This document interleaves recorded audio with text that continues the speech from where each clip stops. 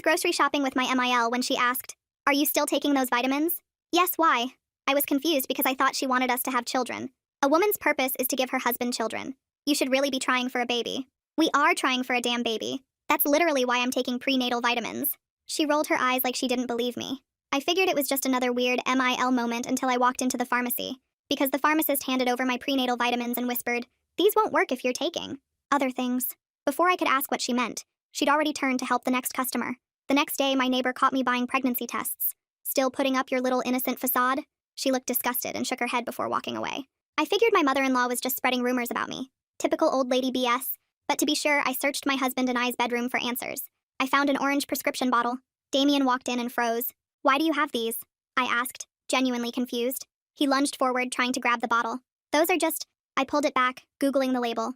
"These dates? You've been refilling these every month. Give them to me." His voice was sharp, desperate. "For 2 years.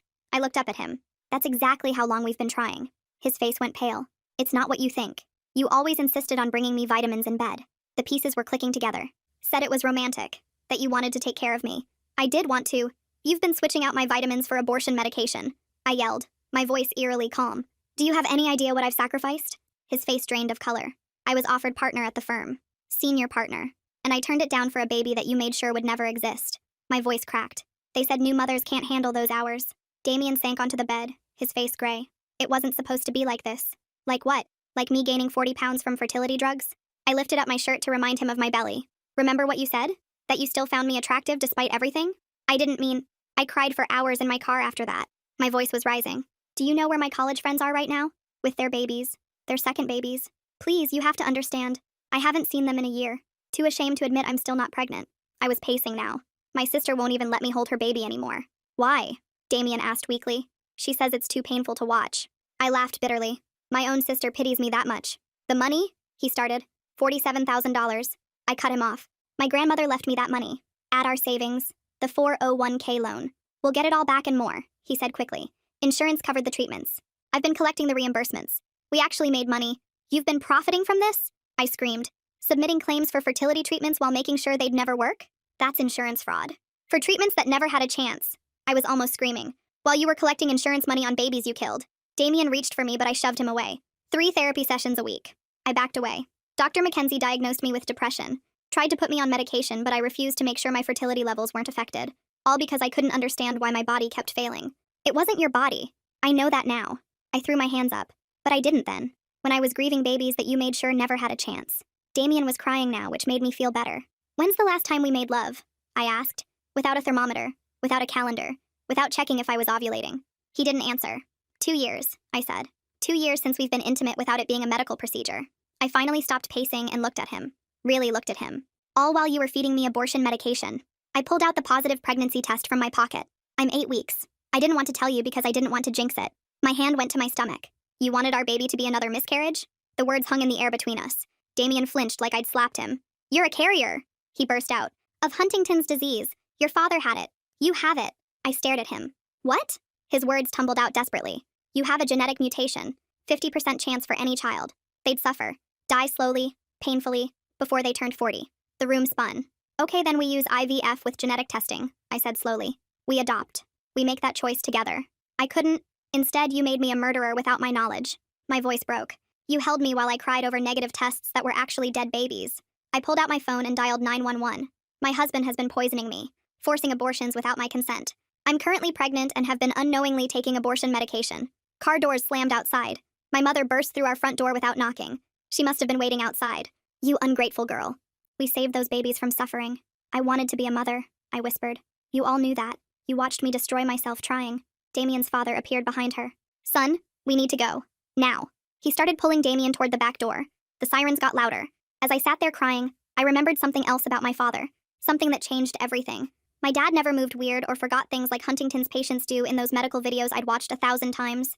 The front door crashed open and 3 officers rushed in while 2 more went around back where Damien's dad was still pulling him. One officer took the orange bottle from my shaking hand, using gloves, and dropped it into an evidence bag, while another blocked the hallway so nobody could leave.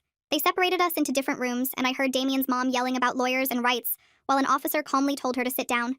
The female officer who stayed with me kept asking if I was hurt anywhere, and I just kept saying I was pregnant over and over. She radioed for paramedics, and within minutes, Two EMTs were kneeling beside me checking my pulse and blood pressure. The male EMT looked at the evidence bag with the medication label and exchanged a worried glance with his partner before suggesting we go to the hospital right away.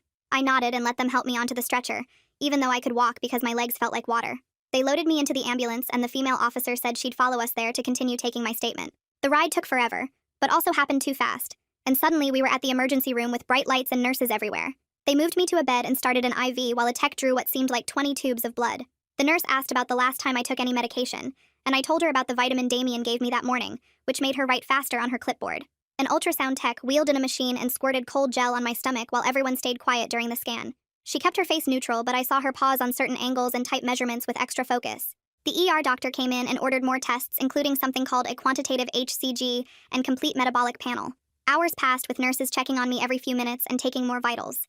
Around 3 in the morning, a woman in a gray suit walked in and introduced herself as Detective Deborah Hewitt from the Special Victims Unit. She pulled a chair close to my bed and spoke quietly about needing to take my statement whenever I felt ready. I started from the beginning with the pharmacy visit and my neighbor's comments and worked through everything that happened tonight. She wrote in a small notebook, and only interrupted to clarify dates and times which she seemed to think were important. When I got to the part about the insurance money, she asked if I had any statements or paperwork, which made me remember our filing cabinet at home. She asked if she could send officers to collect evidence from the house, including my pill organizer and anything from our bedroom.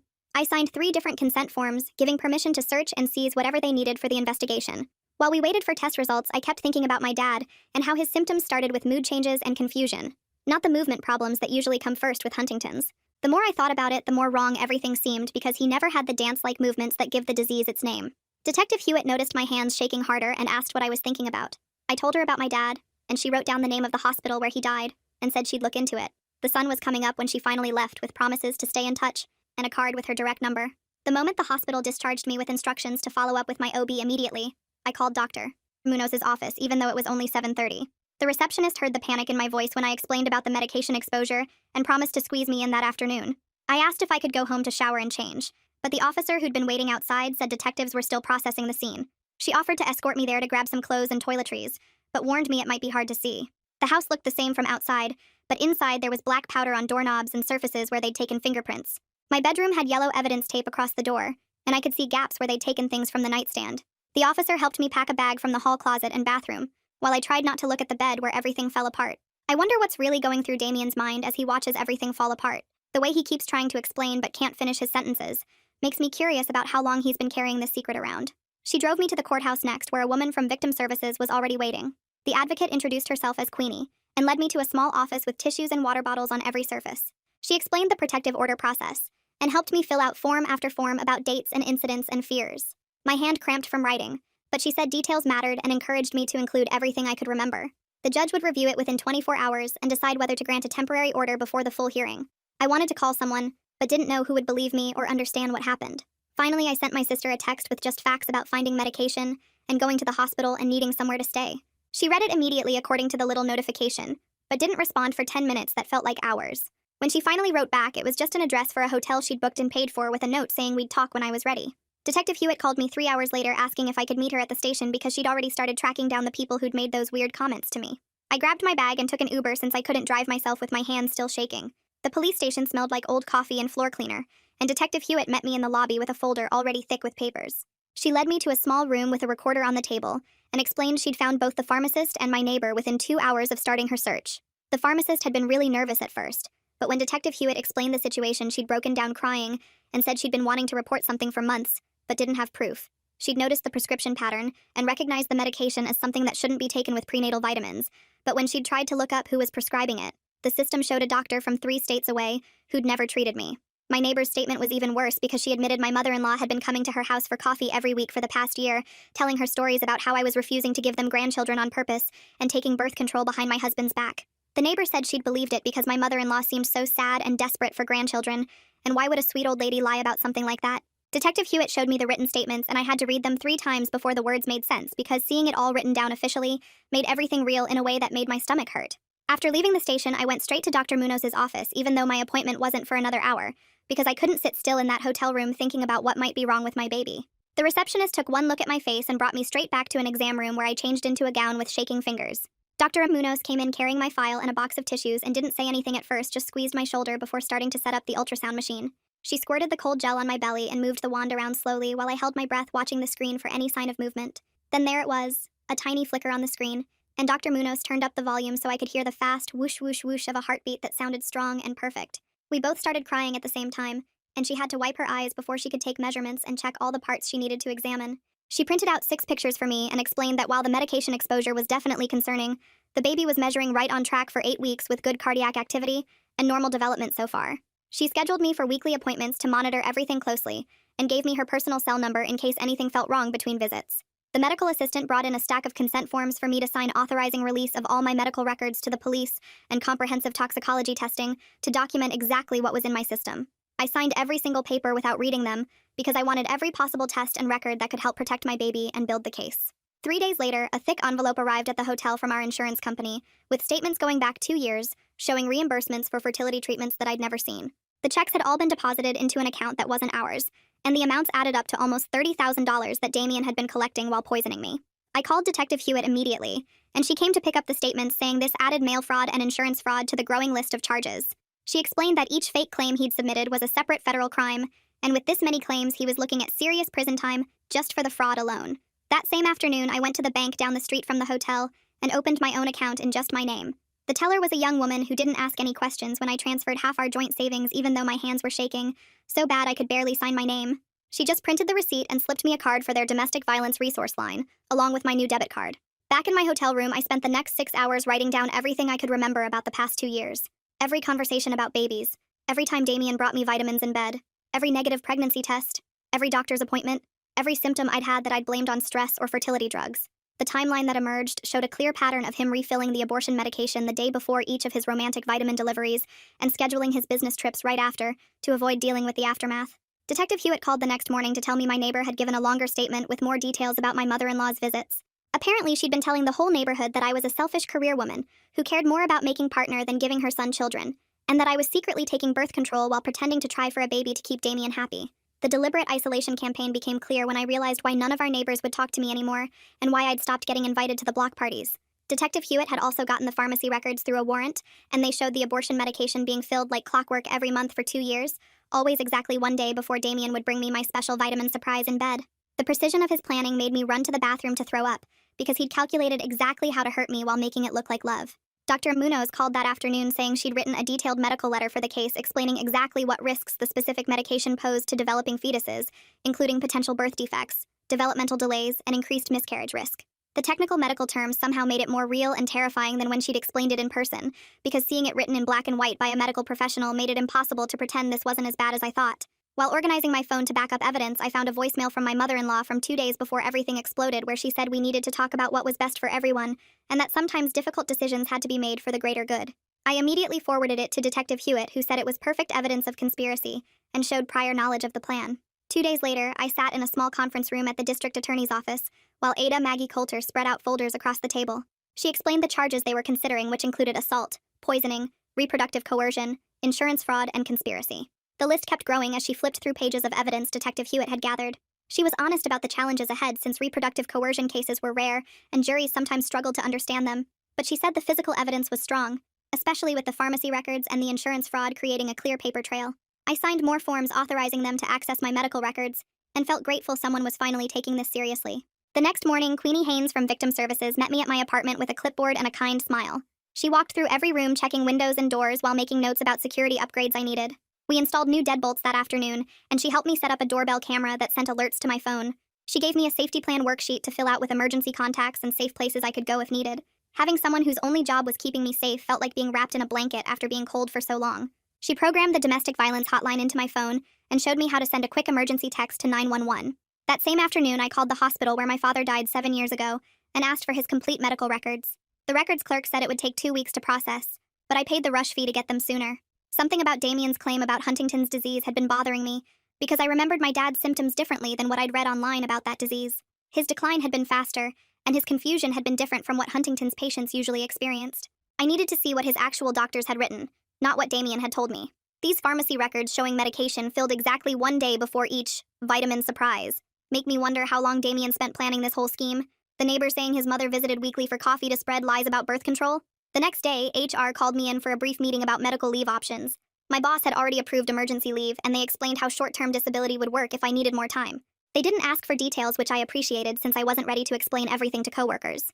My boss sent a simple email saying to take whatever time I needed, and that my projects were covered. Professional support without prying questions helped me keep some dignity, while everything else fell apart. Later that week, Detective Hewitt asked me to come review the insurance paperwork they'd collected from our files. As we went through reimbursement statements, I noticed checks being sent to a P.O. box I'd never seen before. The address was in the next town over, and Damien had apparently been collecting these checks for 2 years. Each one was for thousands of dollars from fertility treatments that he knew would never work. The detective photocopied everything and said this would strengthen the fraud charges significantly. The financial betrayal somehow hurt differently than the physical violation, maybe because it showed such careful planning. Dr. Munoz called me in that Friday to discuss genetic testing options since Damien's claim about Huntington's had raised questions. She explained I could test just myself first to see if I carried the gene, then test the baby only if needed. The choice felt huge, but at least it was mine to make this time. She said we could do a simple blood draw for my test and have results in 2 weeks. I decided to do it because I needed to know the truth after so many lies. She drew 3 vials of blood, and I watched them label each one carefully. The next Monday, Detective Hewitt called to say they were executing a search warrant on our home office that afternoon. I gave her the garage code, and she said I didn't need to be there, which was a relief. She called back 3 hours later saying they'd found correspondence between Damien and various insurance companies hidden in a locked filing cabinet. There were claim forms, appeal letters, and detailed records of every fraudulent reimbursement. The scope of the fraud was bigger than we'd thought, with claims totaling over $90,000. Each document they found added another piece to the case they were building. Tuesday morning, I went back to Dr. Mackenzie for therapy, but this time we focused on trauma coping instead of the depression she'd been treating me for. She helped me see how the false diagnosis of depression had shaped everything, how I'd blamed myself for not being happy when my body kept failing. We practiced grounding techniques for when the panic hit, and she taught me how to recognize trauma responses versus actual threats. She said my hypervigilance was normal after what happened, and we'd work on feeling safe again slowly. 2 weeks after my hospital visit, the preliminary toxicology results came back confirming exposure to abortion medication.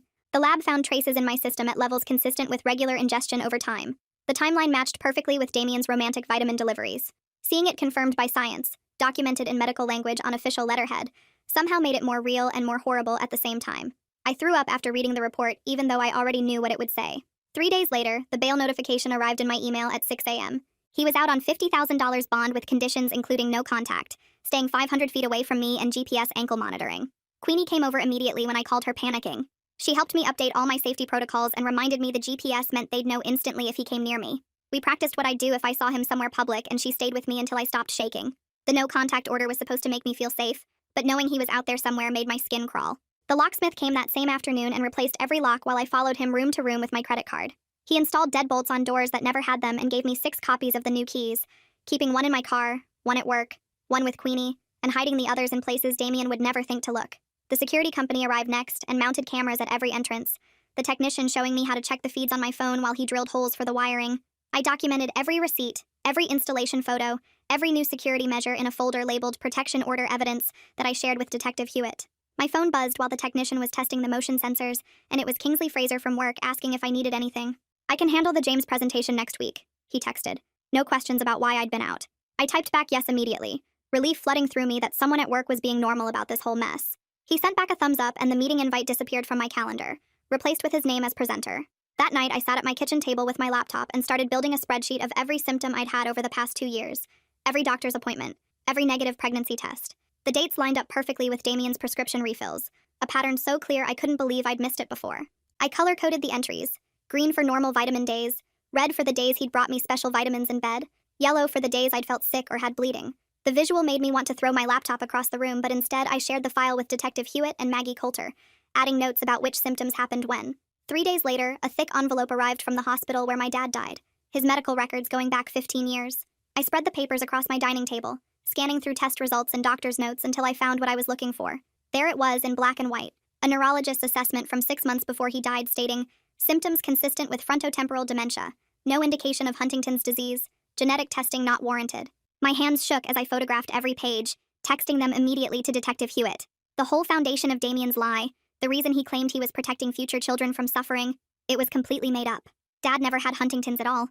The genetic counselor Laurent Ahmed called me the next morning after getting my referral from Dr. Munoz. "We can test for the Huntington's mutation without anyone else knowing the results," he explained calmly. "You'd be the only one with access unless you specifically authorize release." He walked me through the process, how they'd take blood, run the genetic panel, and have results in about 2 weeks. Even if you test positive, which is unlikely given your father's actual diagnosis, There are options for having healthy children, he said. I made the appointment for that afternoon, not wanting to wait any longer to know the truth.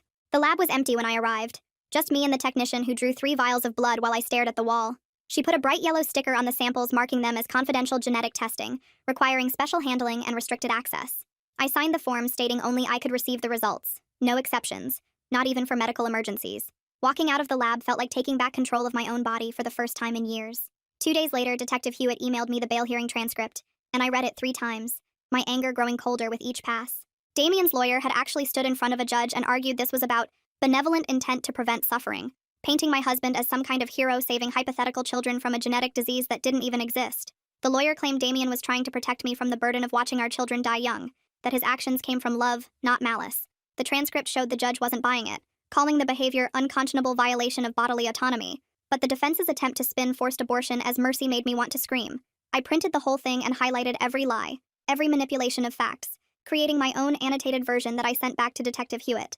That afternoon, I called the state pharmacy board and filed a formal complaint about the pharmacy that had been filling these prescriptions for 2 years. The woman on the phone took down every detail, the prescription numbers, the dates, the fact that the medication was being given to someone who didn't know they were taking it. She said an investigator would review the case and determine if the pharmacy should have caught the suspicious pattern.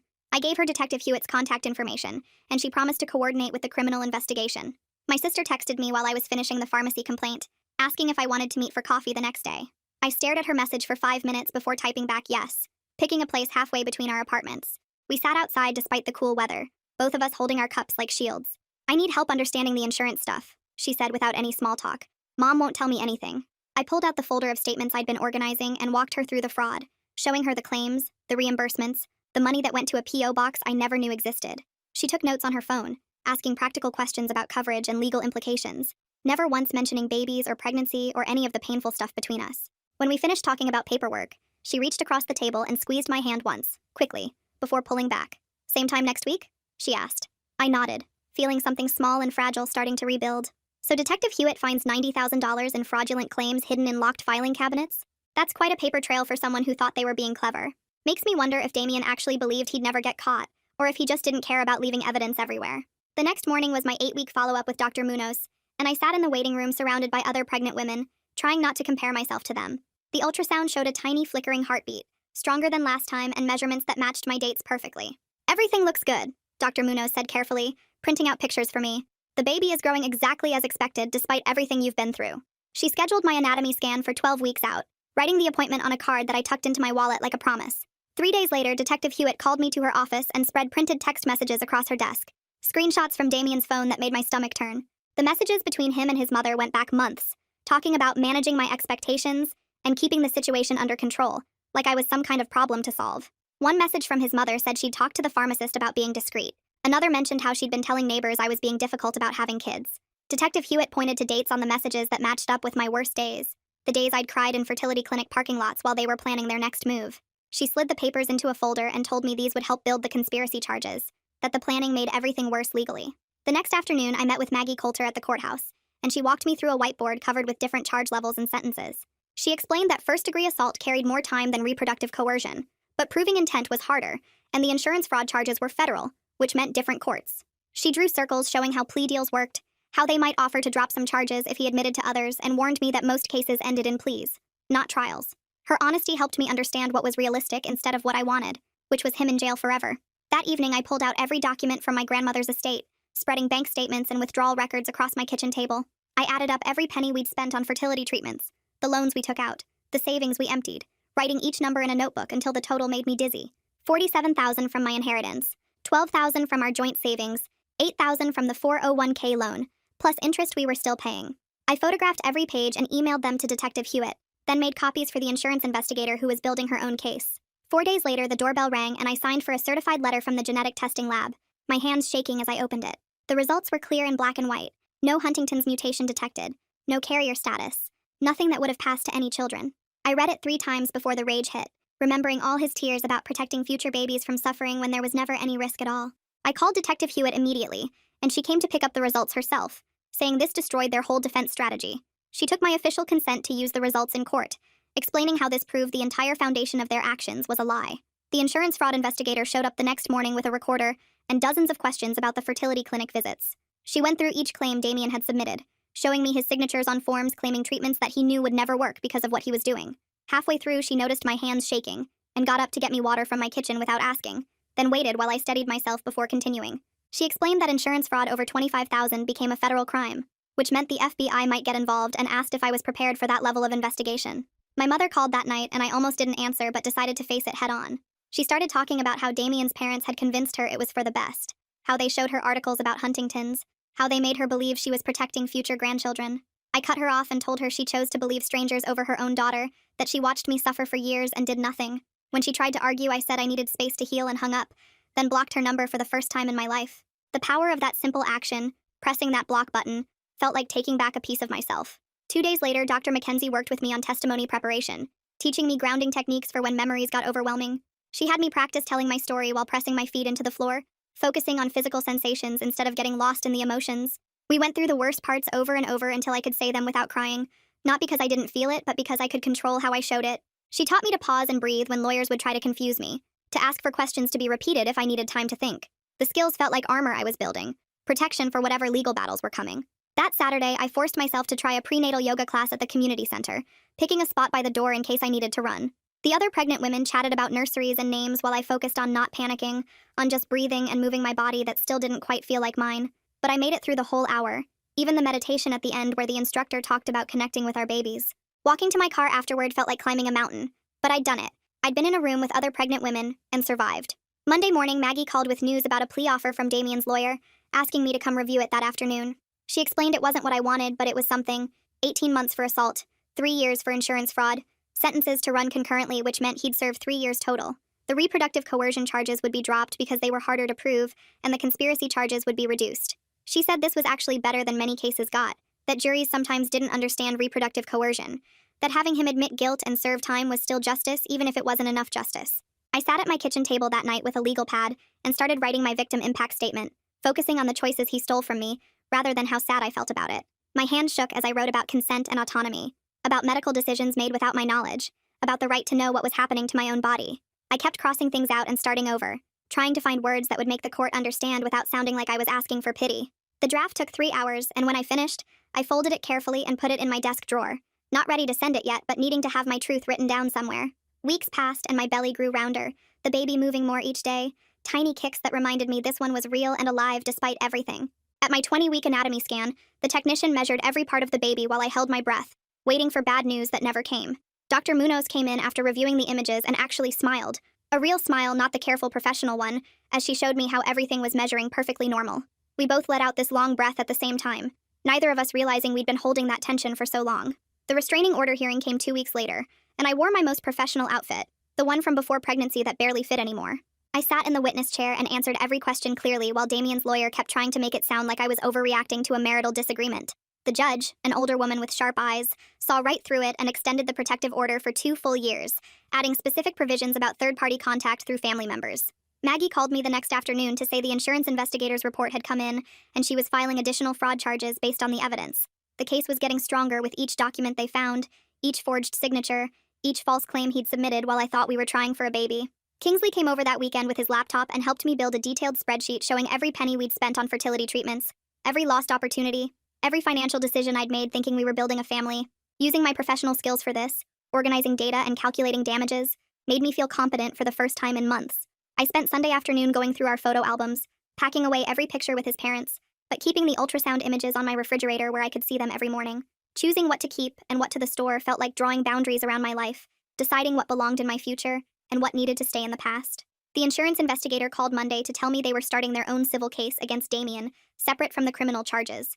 Having multiple systems working at the same time, criminal and civil courts plus insurance fraud investigations, brought this weird comfort knowing he couldn't escape all of them. Dr. Mackenzie and I spent our next session working through the guilt I carried about not seeing the signs earlier, about trusting him when there were probably hints I missed. She helped me understand that self-blame was just another way he was still controlling my thoughts, that trusting your spouse wasn't stupid, it was normal. Detective Hewitt's text message evidence makes me curious about how long Damien's mother was really involved in this whole scheme before they started documenting their plans. The genetic test results proving no Huntington's mutation. That's interesting timing, coming right when they need to build. Detective Hewitt called that Thursday with an update that made me actually laugh for the first time in weeks. Both his parents had given statements, but their stories didn't match at all. His mom saying it was all Damien's idea while his dad claimed it was a family decision made years ago. Their lies were falling apart, and watching their story crumble brought this grim satisfaction I didn't know I could feel. I spent the next 3 days revising my victim impact statement, taking out the emotional parts and focusing purely on autonomy and consent, on the medical violations and the stolen choices. The final version was 2 pages of clear facts about what he took from me, not asking for any specific punishment, but making sure my truth would be part of the official record forever. The next morning, I caught myself refreshing the court website for the 10th time before noon, and finally closed my laptop. I called Queenie and asked her to handle all the legal updates from now on, unless something major happened. She agreed right away, and I felt my shoulders drop with relief. 2 days later at my regular OB appointment, the nurse frowned at my blood test results, and Dr. Munoz explained I had mild anemia. She handed me an iron supplement prescription and said it was totally normal for pregnancy. After weeks of worrying about abortion drugs and genetic tests, having a regular pregnancy problem actually made me smile. The pharmacy had my iron pills ready in 20 minutes, and I took the first one right there with a bottle of water. That Thursday afternoon, Maggie called while I was folding laundry. She explained the grand jury would probably vote to indict on several felony counts, but warned me the actual trial wouldn't start for at least 6 months. I thanked her and hung up feeling oddly calm about the slow timeline. Friday evening, Queenie texted me about a support group for women who'd been pregnant after loss, and I decided to try it. The meeting was in a church basement on Tuesday night, and I sat near the door just in case. When my turn came, I managed to say 3 sentences about my situation before my voice cracked. The woman next to me squeezed my hand, and nobody pushed me to say more. I went home feeling lighter somehow. That Saturday morning, I woke up early and made pancakes just for myself. While I mixed the batter, I talked to my belly about silly things like the weather and what toppings to use. The kitchen smelled like vanilla and butter, and for 30 minutes, nothing else mattered. I ate slowly at the kitchen table, one hand on my growing bump, telling the baby about my grandmother who taught me this recipe. It became my new Saturday routine for the next 3 weeks. Each weekend, I'd make a different flavor and chat with my belly about random memories. Detective Hewitt called on a Wednesday afternoon to confirm the grand jury date was officially set. She said my written statement was enough and I wouldn't need to testify in person. I actually laughed with relief and thanked her 3 times before hanging up. That night, I slept 8 hours straight for the first time in months. The next morning, I printed out my impact statement and read it one more time. Every word felt true and steady without asking for revenge or specific punishment. I signed it, put it in an envelope, and mailed it to Maggie's office that afternoon. Walking back from the post office, I felt grounded in a way I hadn't in forever. 2 weeks passed with iron pills and Saturday pancakes and avoiding legal websites. My 24-week appointment finally arrived on a sunny Thursday morning. Dr. Munoz squeezed gel on my belly and moved the Doppler around until that beautiful whoosh whoosh filled the room. She counted the beats and smiled, saying everything looked perfect, and the baby was growing right on schedule. She printed out the heartbeat strip and handed it to me like a prize. I walked out of the medical building into bright spring sunshine and stopped on the sidewalk. Both my hands went to my round belly, and I stood there feeling the baby move inside me. Cars passed and people walked around me, but I didn't care.